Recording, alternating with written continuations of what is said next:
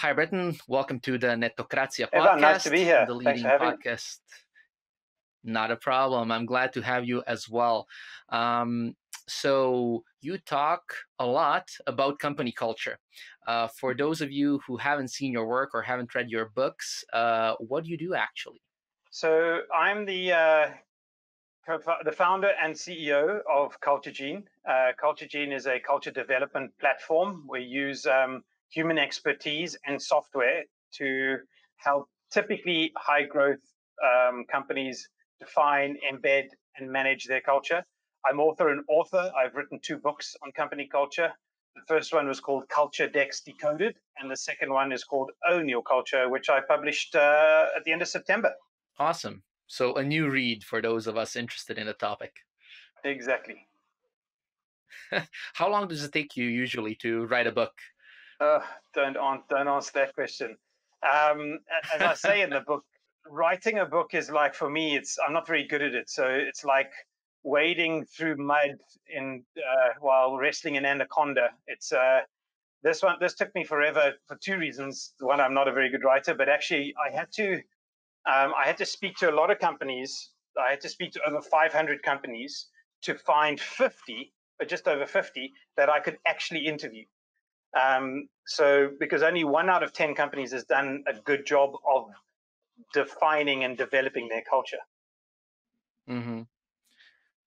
So defining a culture for a lot of companies, especially here, like in Central Eastern Europe, when you talk about culture and when we read about it, like on TechCrunch or entrepreneurial blogs, investors talk about it and so on, it always seems like something very fluffy, something that seems like, yeah, sure, we'll do that in order to get an investment or to sound good when we're writing our job descriptions and stuff like that. How do you define company culture, especially for entrepreneurs who are thinking about, okay, how can I work on the culture of my company in order to make it more successful? Yeah, so I think if as a leader you think that company culture is a tick box exercise, then do it and go through, tick the box. But actually, what I find is the best leaders are thinking about culture and how to develop their culture. Most leaders want to develop a strong functional culture, but they don't know how. But if you look at Google, Facebook, Amazon, Airbnb, Netflix, Spotify, all of those leaders invested heavily in their culture early on. Because that was the right thing they realized that was the right thing to do. The way I look at company culture is, my description is, it's the way we do things around here. And that's quite broad, because culture touches everything in a company. And the way we do things around here is your behaviors, your habits, your rituals, your beliefs, your principles, your processes, procedures, communication styles, the way you interact, what's acceptable, what's not acceptable. It's mainly subconscious, invisible, and intangible, but the great leaders, the best leaders, make it conscious, visible, and tangible. Mm-hmm. Mm-hmm. I read some time ago about how every company inherits the best and worst traits from its founders. So, for example, if I look at my own example with Netokracija, we're very sales driven because I was sales driven in the beginning, but we also had issues with deadlines in the beginning until we got the team members to offset those bad habits that were embedded in the culture from the start, because again, I'm bad with deadlines. What can leaders do in the very beginning of their company in order to, well, make a better culture, maybe? Or is there such a thing as a bad or good culture, or is it just like this company has a culture and then you find people who are a good fit for the culture? Oh, a bunch of questions there. So first of all,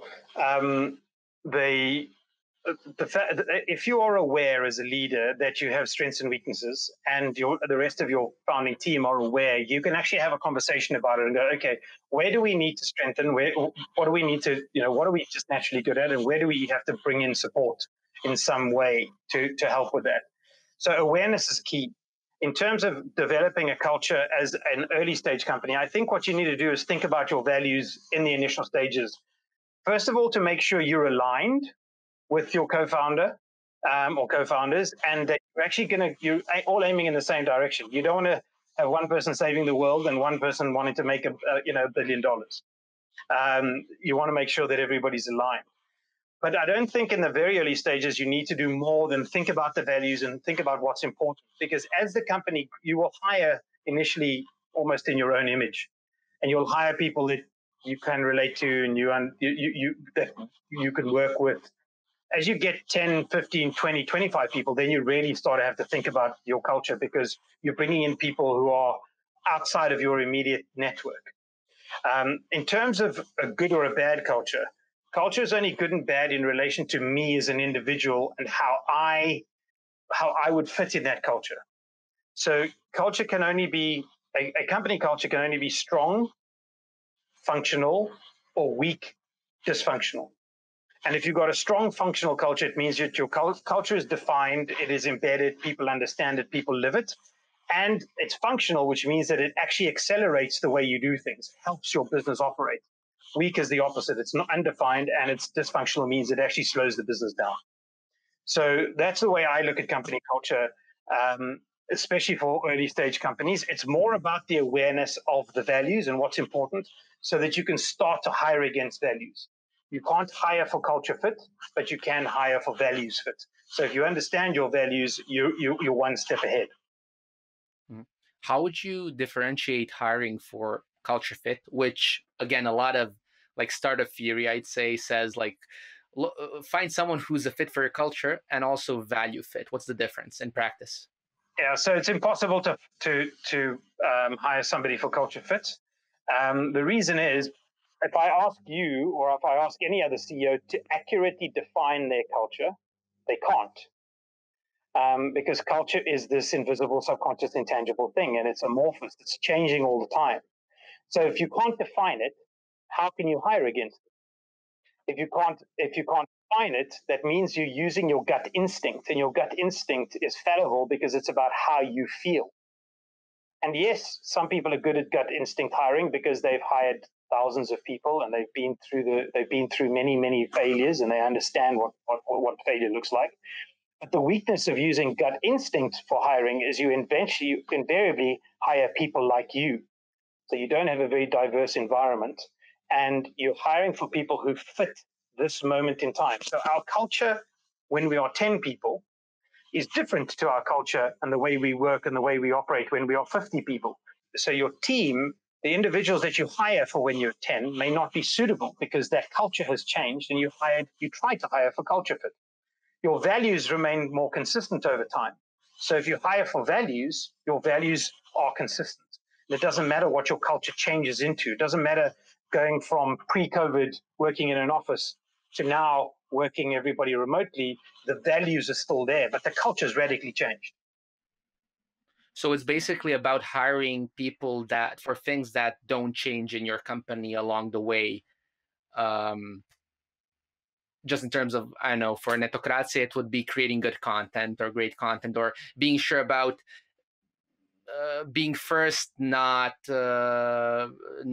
worrying about, I don't know, pissing some politician off or something like that. Is that something that, in terms of values, or it's about hiring for values fit. Mm-hmm. And what I mean by that is, we've got 5. Let's say my company's got 5 values, and one of those values is teamwork. Mm. What I do with the process, the companies I run, I run my process with, we take teamwork and we define the expected behaviors against that value. So because teamwork is open to interpretation. What does teamwork mean? Is it me working in a team? Is it all of us together? Is it a group of people with a common goal? How do I interpret teamwork? Mm-hmm. What is it, my team versus the technical team versus what does teamwork mean? So what we do is we define it. So in the case of, we would say teamwork means the team always comes first. In the case of the team always comes first, I would then define an interview question of when last did you take one for the team and why? Mm-hmm.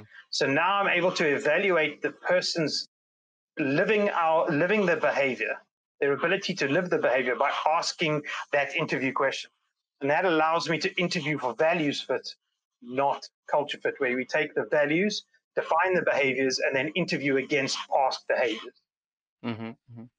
You mentioned that in the beginning, leaders basically hire people that are similar to them, or they own the process of creating culture, right? The culture is created in the company. What happens along the way? Who, for a lack of a better word, owns working on culture in a company as it grows? For a lot of companies, especially traditional ones, I'd say like, oh, it's about people, so HR needs to own it. Is it it's something that the CEO does? Is something some person in every department needs to do? Who owns culture as the company grows, or working on it, improving it, or just defining it? Yeah, this is a great question. So everybody's responsible for it in the organization. The person who's ultimately responsible is the CEO. And my mission is to help turn company culture into a recognized business function in the same way that sales, engineering, and marketing are.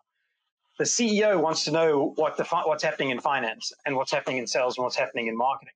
But the CEO doesn't have any means to find out what's happening with the culture of their business. So the CEO should still be the final arbiter, because everything, if the CEO behaves in a certain way, people will follow that behavior. The CEO measures certain things, people will deliver on those measurements. So the CEO is still defining it, but it is everybody's responsibility. What I do with my clients is, once we've got the CEO lined up, we get the leadership team to understand how to live the culture and how to live the behaviors that we want, and how to run their team through a framework of the values and behaviors. And then what we do is we push the responsibility down. We'll create a culture committee in the organization, depending on how big it is, and they will help do things at the grass level. Mm-hmm. So what does a culture committee specifically do in a company? So a culture committee can meet once a month, once every 6 weeks, can meet more regularly than that. But basically what the culture committee, depending on the company, is responsible for is touching base with people in the company and seeing how it's going, how they're living the values, how they're living the behaviors, and coming up with initiatives to drive the culture forward. So what's one of the challenges that remote companies are experiencing now is social connection. You start with a bunch of things and you try and replicate Friday drinks, or you try and replicate what happened in the office, and that's turning out to be a failure. Social connection is dipping off in most companies because people are not engaging. People are not connecting in most companies, because the problem is they're comparing it to what used to happen pre-COVID. And so we build we build a culture committee to help with that, to go into the various teams and start to set up smaller groups of social interaction, smaller groups of maybe tribes of people who are interested in red wine or coffee or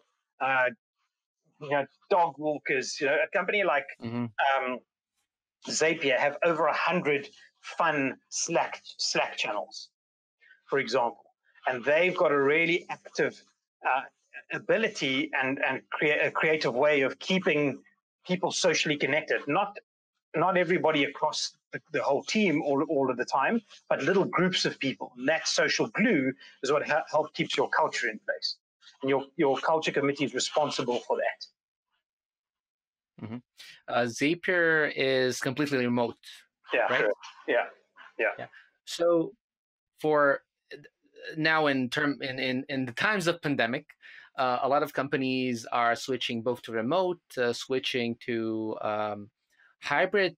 What's the difference you've seen in terms of culture that's happening to companies that have become either remote or hybrid, especially with some of these hybrid companies just having those two different poles? On one hand, you have people that do work in the office. On the other hand, you have some that work completely remotely.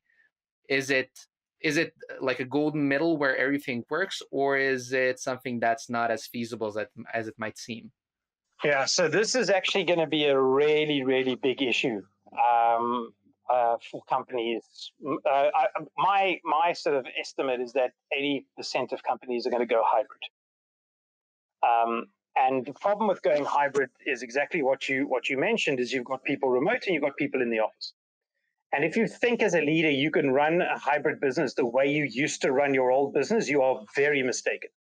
The reason for that is because you end up with the people who are working remotely end up feeling disengaged. They feel they feel disconnected. They're not included in meetings. They don't experience the work and the culture in the same way. They don't build a camaraderie.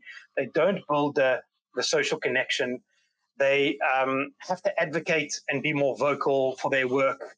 And they don't feel like they're going to be promoted in the same way as the people who are in the office are, there. This is going to end up with what I class as the second-class citizen. So the second-class citizen is the person who doesn't feel like the hybrid environment is designed for them. And they will leave your environment and they will go and join another environment that is designed for them. So what most hybrid organizations should do is go remote first. So build remote first practices into the DNA of their business.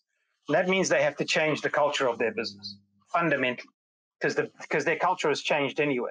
Well, how they worked 10 months ago and how they work now, the way we do things around here, has changed dramatically.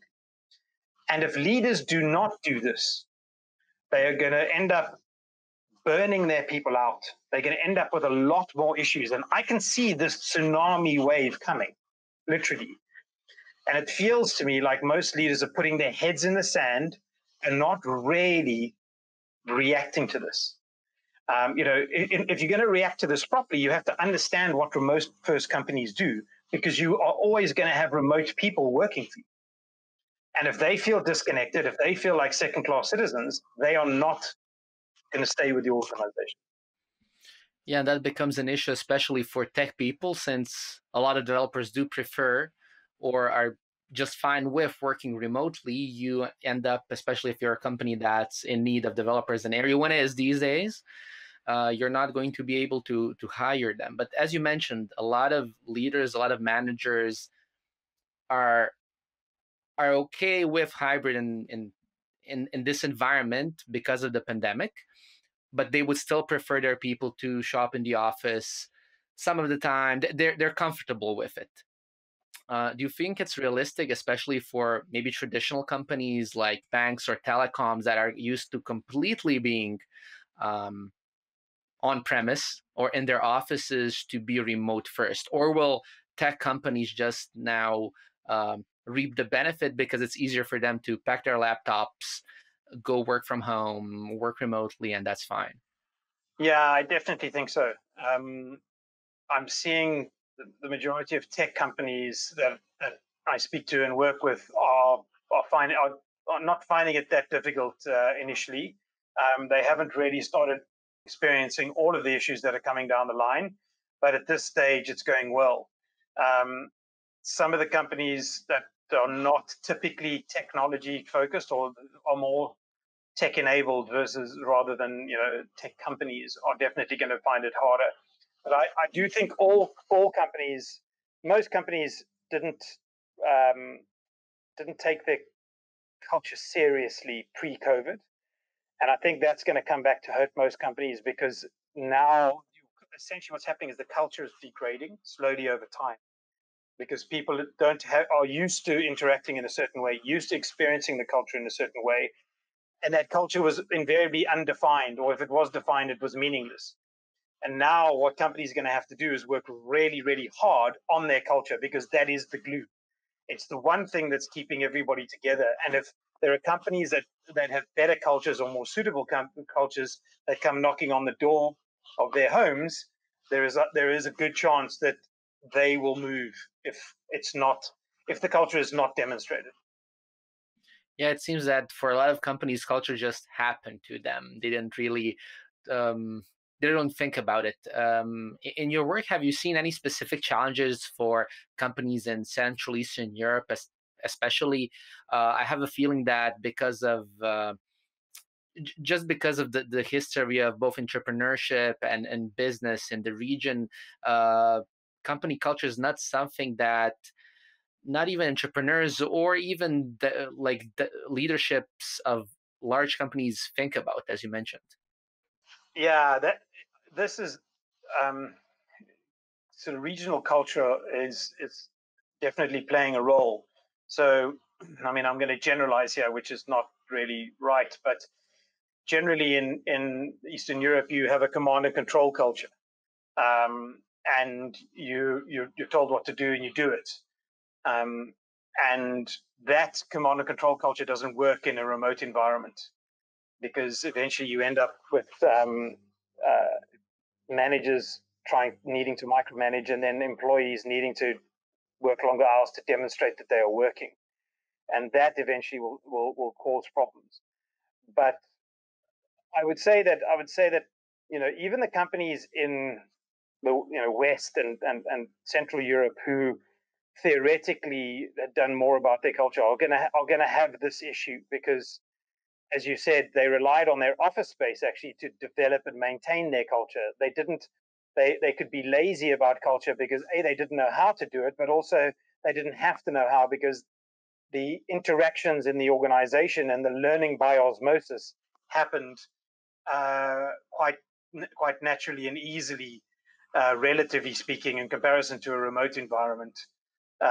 In when people were in offices. So when someone's hiring new people and they want to onboard them to the company, but they also want them to understand the culture of the company, what are some things that they can do in the process?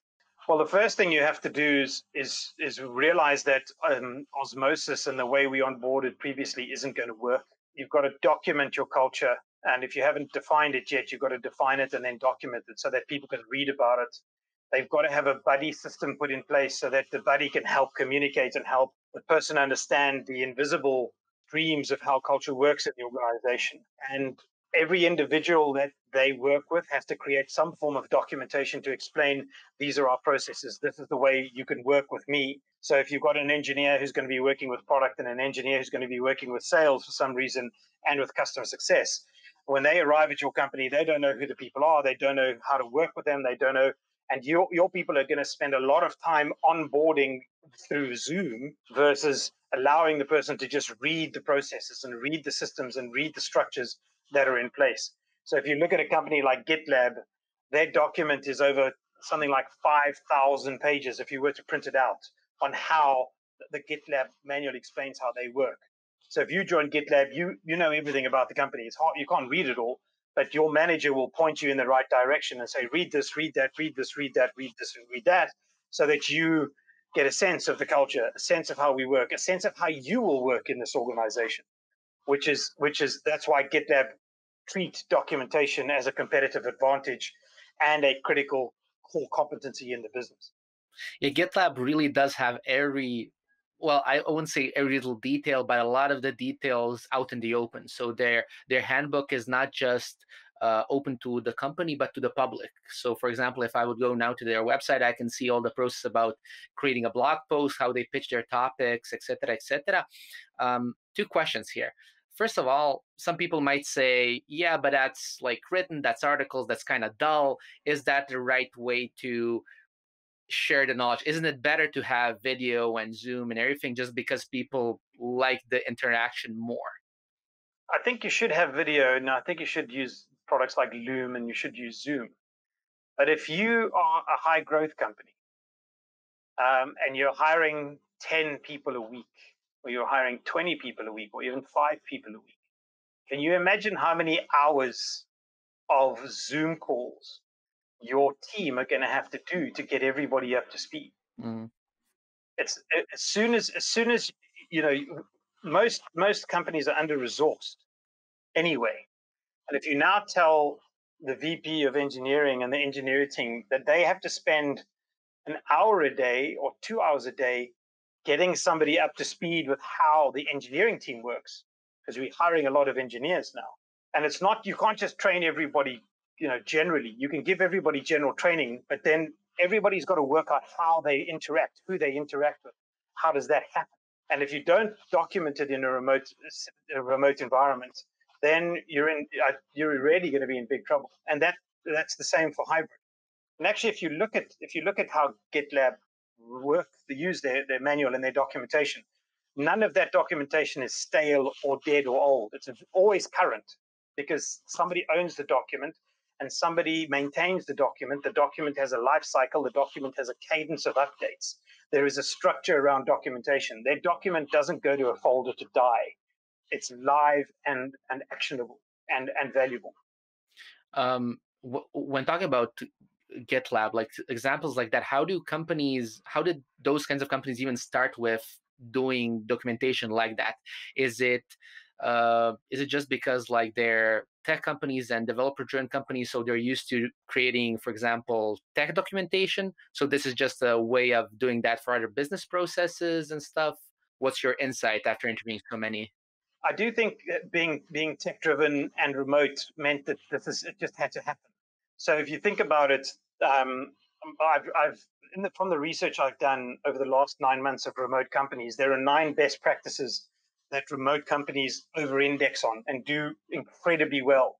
And the main reason, they do that incredibly well is because they have to. They don't have an office to help this sort of stuff happen. The advantage of doing this incredibly well is you then, once you've got it all documented, you don't have to rely on the human being. There's no human being bottleneck to getting up to speed with how you work at GitLab. There's a bunch of people who can help you, but they really are, their documentation is ideal for you joining the company and understanding how to work at the company. But yes, being, I think, a tech first and a remote first company, and a company that that actually documents the DevOps process, it was more natural for them to do this than most other companies. Mm-hmm. Besides documentation, what are some activities that you would suggest to either growing tech companies or even maybe traditional ones that do want to become remote in 2021? Because in all of these companies, I'm sure there's at least 1 or 2 people in either leadership or management that understand that this is an issue, that want to do something. They have to start small, maybe to show that, okay, we can work on this. What would you suggest? So the first thing is to understand what we've lost. So we've lost proximity. We've lost the ability to read people. We've lost the formal and informal communication that happened naturally. We've lost the ability to do ideation and brainstorming. We've lost the visibility and availability of people. We've lost a lot of the formal and informal feedback. We've lost a lot of the recognition and reward that would happen more broadly amongst teams. We've lost the ability to control and the structure that the office gave us, and we've lost the ability for our office to, by default, develop our culture. So based on what we've lost, there are 9 best practices that remote companies have implemented to overcome these things. So the 9 best practices are process. They are much more deliberate about process. Communication, they focus on documentation. They develop, enhance, and really work on trust. They are deliberate about how they recruit and how they onboard. They work on the informal communication, and they are formal about informal communication. They work on social connection, and they build more structure into the organization. So there are 9 things that you can do, and you need to look at your organization and say, against these 9 things, where are we good and bad? Are we okay on documentation? Is the social connection stuff going well? Do we need to think about where are the systems falling down? Are we getting knowledge leak, knowledge loss? Do we have silos developing even more than we had previously? And if we have silos developing, then we have to put in more processes to overcome that. But really, it's understanding, first of all, what remote companies do differently, and then whether you're transitioning to hybrid or remote, you need to adapt your organization. I think the most important place to start is social connection, because that's the thing, that is the main part of the glue of your culture. So getting that social connection right and being iterative in it, and making sure the team are responsible for social connection, not just the leadership being responsible for social connection, and making sure that the team understand that we can't have going down to the pub like we did. We can't have that experience. This is new. It's like we ran on Earth, now we're on the moon. We have to adapt to being on the move. It's a different set of, the gravity is different, the criteria is different. I think that's the way to look at this. It's a really big challenge that most companies face now. And I think some companies and some leaders will just now realize that it's not just a couple of months of the pandemic. It's something that they need to adapt to in the long run, especially with the numbers like they are now in Croatia. And hopefully they do take your advice to heart and they do work on the culture of their companies. Bretton, thank you very much for being in the Netokracija podcast. Tell me, for those interested in your book on your culture, where can they find it and buy it? So it's available. Both books are available on Amazon. Own Your Culture is the most recent book that I've published, and Culture Decks Decoded is the book I published in 2018. If people want to reach out to me, they can on my email. It's brett@culturegene.ai. That's culturegene.ai. And I'm on LinkedIn. I'm on Twitter. So yeah, happy to chat and learn what people are doing about their culture and learn how people are overcoming the challenges that we face in this very challenging time. Awesome, Bretton. Thank you so much for your time. Great to speak with you, Ivan. Thanks. Cheers.